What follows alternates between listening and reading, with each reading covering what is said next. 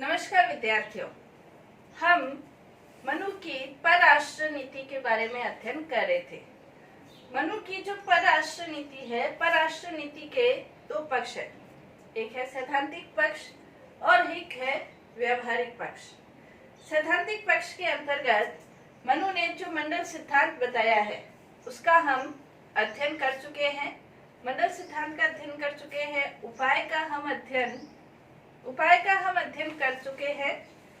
मंडल सिद्धांत में 12 राज्यों का समूह बताया था मनु ने, और उपाय के अंतर्गत साम, दाम, भेद और दंड, इनका हम अध्ययन कर चुके हैं।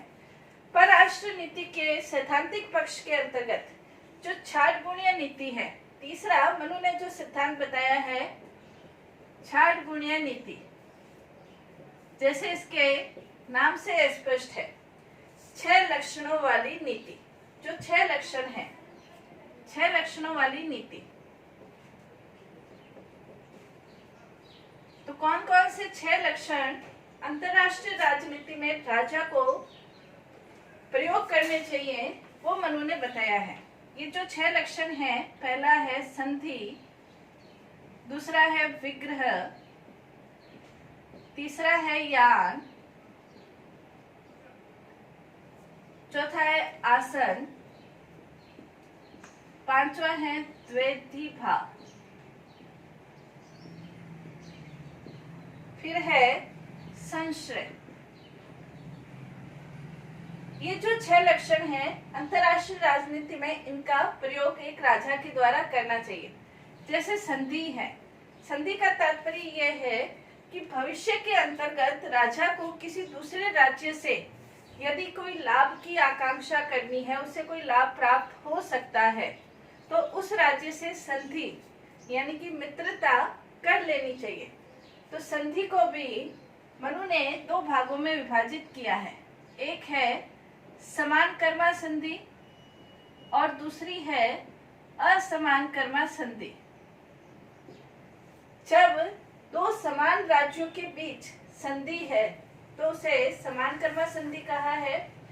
जब एक राजा शक्तिशाली है और एक राजा थोड़ा निर्बल है तो उस संधि को असमान कर्मा संधि कहा है। दूसरा मनु ने विग्रह, विग्रह का मतलब, विग्रह और यान दोनों का मतलब युद्ध या आक्रमण से ही है। जो यान है वो विग्रह से थोड़ा उच्च क्वालिटी का है। विग्रह का मतलब, इसको भी 2 भागों में विभाजित किया है, स्वयंकृत और मित्रकृत। स्वयंकृत, जब राजा स्वयं के लिए विग्रह का प्रयोग करता है। विग्रह का यहाँ पे मतलब है जब राजा को ये लगता है कि अमुक जो राज्य है उसकी परिस्थितियां उसके अनुकूल नहीं है और ऐसे राजा को पराजित किया जा सकता है, तो उसे उसके ऊपर युद्ध करके, उसे पराजित करके उस पर विजय प्राप्त कर लेनी चाहिए। जब राजा स्वयं के लिए ऐसा करता है तो उसे स्वयंकृत विग्रह कहा है।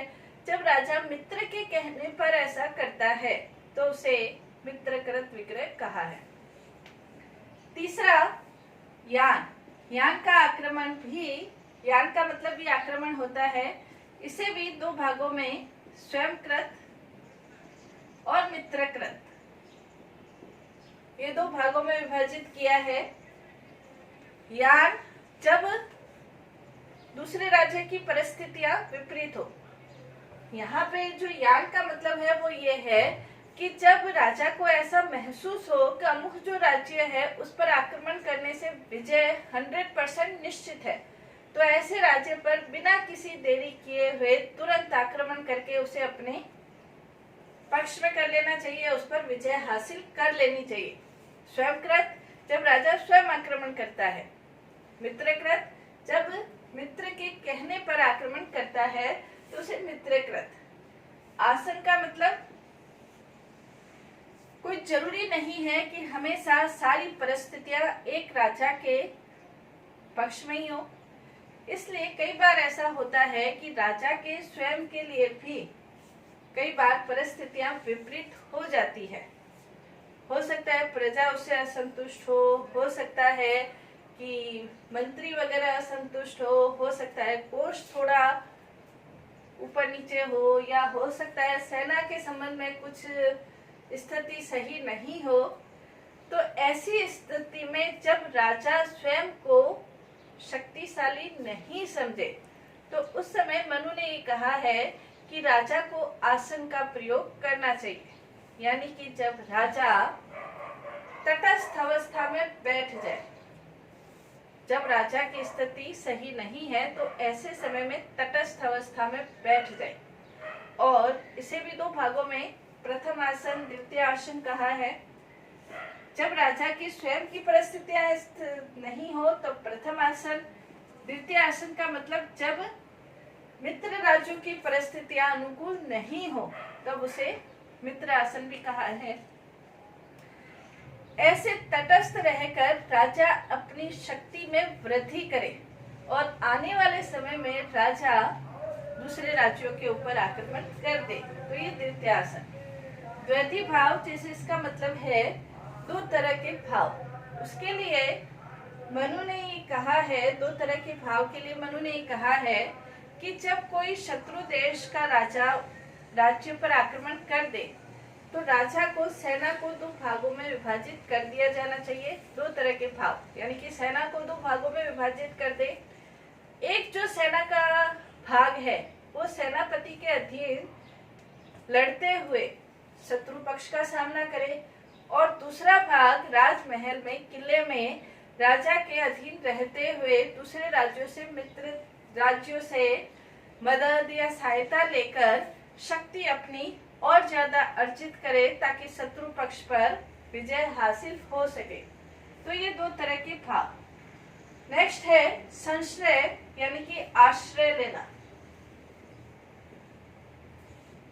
जब राजा को ये लगता है कि उसकी शक्ति थोड़ी कम हो रही है तो मनु ने उसे सुझाव दिया है कि राजा को ऐसे समय में अपने से शक्तिशाली राज्यों का आश्रय ले लेना चाहिए ताकि उसकी शक्ति में और ज्यादा वृद्धि हो।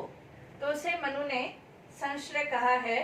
तो मनु ये कहता है कि अंतर्राष्ट्रीय राजनीति में जो भी आवश्यक हो, जिस सिद्धांत की भी आवश्यकता हो, उसे उस समय पर प्रयोग करना चाहिए। ये मनु की 6 गुणीय नीति थी।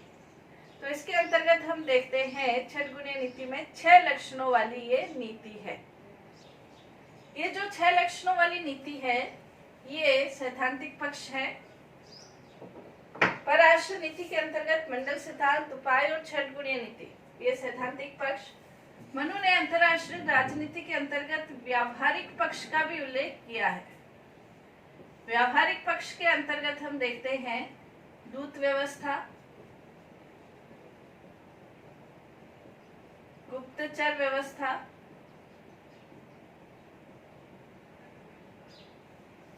फिर युद्ध, फिर नेक्स्ट इसका अपन कह सकते हैं विजित राष्ट्र के प्रति क्या व्यवहार राजा को करना चाहिए।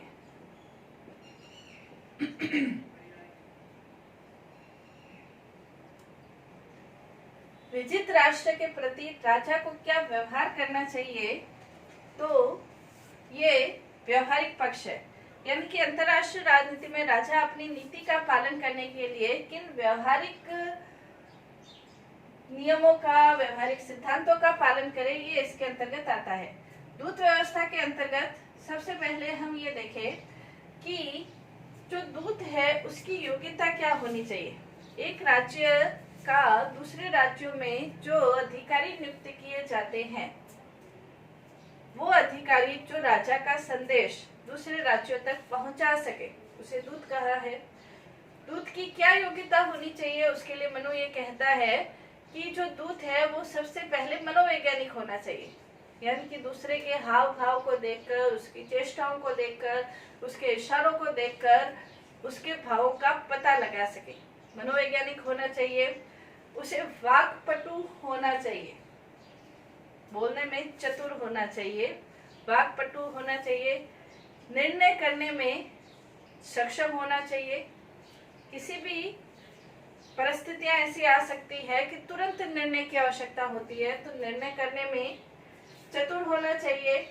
इसी प्रकार शुद्ध हृदय होना चाहिए, शुद्ध हृदय होना चाहिए, व्यसन रहित। किसी भी प्रकार का व्यसन यानी कि दुर्गुण, जैसे मदिरा पान है या इस तरह का कोई दुर्गुण उसके अंतर्गत नहीं होना चाहिए। गणितज्ञ होना चाहिए, कुलीन होना चाहिए, पढ़ा लिखा शास्त्रों का ज्ञाता होना चाहिए। ऐसे व्यक्ति को दूत बनाया जाना चाहिए। मनु ये कहता है कि जो दूत है उसकी महत्वपूर्ण भूमिका होती है दूसरे राज्यों के साथ संबंध स्थापित करने में। एक दूत है, दूत दूसरे राज्यों के अमित्रतापूर्ण संबंध है उसको मित्रता में परिवर्तित कर सकता है अपनी योग्यता के बल पर। और यदि दूत उच्च क्षमता वाला है तो अमित्रतापूर्ण संबंधों को मित्रतापूर्ण और मित्रतापूर्ण जो संबंध है उसको अमित्रता में भी परिवर्तित कर सकता है। राजा का प्रतिनिधित्व दूसरे राज्यों में दूत के माध्यम से ही होता है। इसके अलावा उस राज्य की जो व्यवस्था है उसका भी दर्शन राजा को दूत के माध्यम से ही प्राप्त होता है। तो दूत की नियुक्ति करते समय राजा को इन बातों का ध्यान रखना चाहिए, ये मनु कहता है। फिर है गुप्तचर व्यवस्था। विभिन्न प्रकार के गुप्तचरों की नियुक्ति करनी चाहिए। गुप्तचरों के दो महत्वपूर्ण कार्य हैं। अपने राज्य के अंतर्गत राजा के प्रति क्या विचार चल रहे हैं, राजा के बारे में जनता क्या सोचती है, उसके अधिकारी कर्मचारी क्या सोचते हैं, ये बात राजा तक पहुंचाना। दूसरा उनका कार्य एक राज्य में दूसरे राज्यों के जो गुप्तचर है उनका पता लगाना और कुछ अपने राज्य के जो गुप्तचर है दूसरे राज्य की सूचनाओं को राजा तक पहुंचाना। ये सब गुप्तचरों के कार्य है। मनु ने गुप्तचरों की कुछ प्रकार भी निर्धारित किए हैं। गुप्तचरों के कुछ प्रकार निर्धारित किए हैं, जैसे कापाटिक, उदासित, गृहपति, व्यापारी, तापस, ये 5 प्रकार निर्धारित किए हैं। मनु ये कहता है कि जो छल कपट में पूर्ण है ऐसे व्यक्ति को कापाटिक गुप्तचर कहा है। दूसरे उदासित, जो कि संन्यास ग्रहण किए हैं लेकिन संन्यास ग्रहण करने के बाद वापस वो गृहस्थ में आना चाहते हैं, तो ऐसे व्यक्ति संन्यास रूप में रहते हुए गुप्तचर का कार्य करे। गृहपति, जो कि किसान के वेश में रहते हुए गुप्तचर का कार्य करे। व्यापारी, जो व्यापार करते हुए गुप्तचर का कार्य करे, उसे व्यापारी कहा है। तापस, जो तपस्वी के भेष में रहते हुए गुप्तचर का कार्य करे। ये 5 प्रकार उसने निर्धारित किए हैं। किसी भी देश की जो व्यवस्था है, मनु ये कहता है, उसमें गुप्तचरों का बहुत अहम रोल होता है। प्रजा, मंत्री, कर्मचारी, अधिकारी की सारी सूचना राजा को गुप्तचरों के माध्यम से प्राप्त होती है।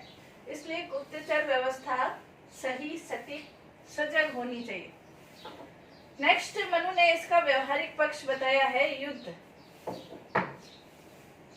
युद्ध के विषय में मनु के ये विचार हैं कि जो युद्ध है वो अंतिम उपाय के रूप में ही प्रयोग किया जाना चाहिए, क्योंकि युद्ध से राजा का भी, जो विजित राजा है उसका भी नुकसान होगा और जो हारा हुआ राजा है उसका तो नुकसान खैर होता ही है, लेकिन विजित राजा को भी अपने धन और जन की हानि उठानी पड़ती है। इसलिए राजा को जहां तक हो सके युद्ध से बचने का प्रयास करना चाहिए और अंतिम उपाय, जो चौथा उपाय है, उसके रूप में ही मनु ने युद्ध का प्रयोग किया है।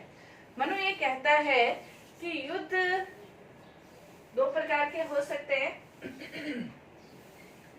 धर्म युद्ध और कूट युद्ध।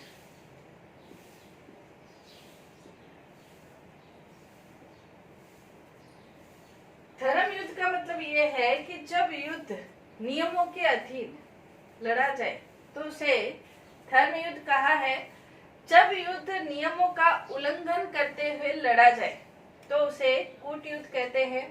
युद्ध के जैसे प्राचीन काल में कुछ नियम होते थे, जैसे कोई व्यक्ति यदि सोया हुआ है, उसके पास शस्त्र नहीं है, तो ऐसे व्यक्ति के ऊपर आक्रमण नहीं किया जाता था, या युद्ध के अंतर्गत जो विषैले हथियार है उनका प्रयोग नहीं किया जाता था।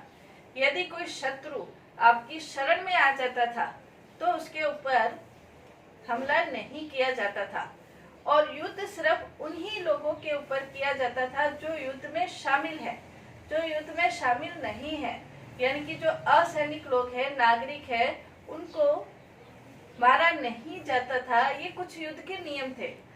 सूर्य अस्त के बाद युद्ध नहीं होता था। तो इस प्रकार के नियमों का पालन करते हुए जब युद्ध लड़ा जाए तो उसे धर्म युद्ध की संज्ञा दी है।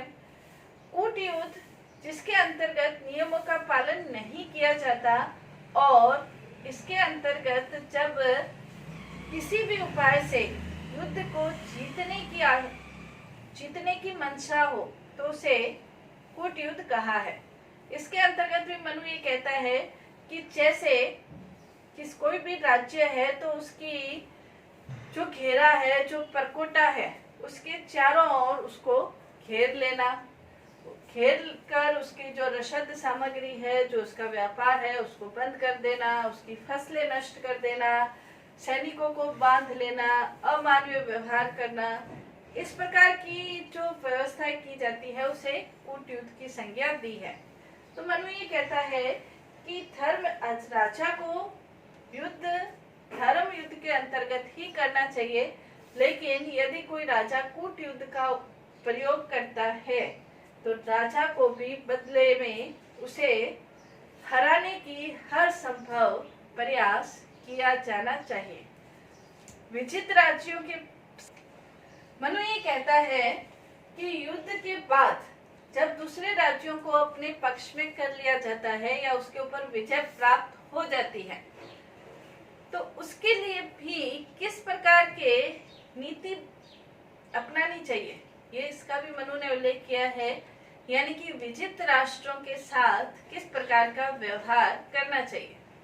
तो मनु ये कहता है कि यदि कोई राज्य विजित हो गया है तो उस राज्य के जो द्रव्य है, यानी कि जो सामान है, जो कीमती चीजें हैं, उसका कुछ भाग योद्धाओं में, यानी कि जिनके कारण विजय प्राप्त हुई है, उनमें कुछ भाग अवश्य बांटना चाहिए, और जो बहुमूल्य हीरे हैं, जवाहरात है, सोना है, उसे राजा को अपने खजाने में शामिल कर लेना चाहिए।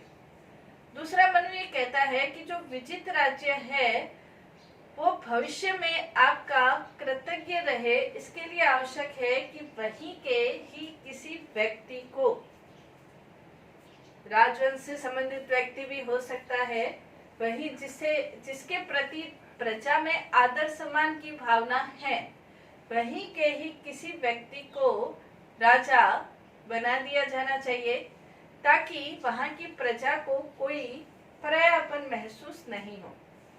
तीसरा उसने कहा कि राजा को ये घोषणा कर देनी चाहिए विजित राज्य में कि आप लोगों को किसी भी प्रकार के घबराने की कोई आवश्यकता नहीं है, आप अपना कार्य सुचारू रूप से संपन्न करें, यहाँ पर आपके साथ किसी प्रकार का कोई अन्याय नहीं होगा, इस प्रकार की घोषणा कर देनी चाहिए। फिर मनु ने यह बताया कि राजा को विजित राष्ट्र के साथ उसके जो धार्मिक नियम है, परंपराएं हैं, उसमें किसी भी प्रकार की कोई छेड़छाड़ नहीं करनी चाहिए, और विजित राज्य के साथ एक गुप्त समझौता होना चाहिए कि भविष्य में वो आपके साथ किस प्रकार का व्यवहार, मतलब सहायता या उसे धन की सहायता या सैनिक सहायता, ये व्यवहार एक समझौता उसे अवश्य लिखित रूप में कर लेना चाहिए, ताकि भविष्य में भी वो राजा सदैव आपके लिए ही कार्य करे, इस प्रकार का प्रयास करना चाहिए। तो ये विजित राष्ट्र के साथ राजा को व्यवहार करना चाहिए। तो मनु ये कहता है कि अंतरराष्ट्रीय राजनीति के क्षेत्र में जो सैद्धांतिक पक्ष है और व्यवहारिक पक्ष है, उन सैद्धांतिक और व्यवहारिक पक्षों के माध्यम से अंतरराष्ट्रीय राजनीति में राजा का ये पूरा प्रयास होना चाहिए कि शक्ति संतुलन उसके पक्ष में रहे और जो शत्रु राज्य है वो सक्रिय नहीं हो पाए। साथ ही उस जमाने के अंतर्गत जब मनुस्मृति को ये माना जाता है कि मनुस्मृति एक धर्म शास्त्र है, मनुस्मृति के अंतर्गत अंतरराष्ट्रीय राजनीति से संबंधित इस प्रकार की नीतियों का, इस प्रकार की विधियों का प्रयोग वास्तव में मनु की दूरदर्शिता को बताता है। धन्यवाद।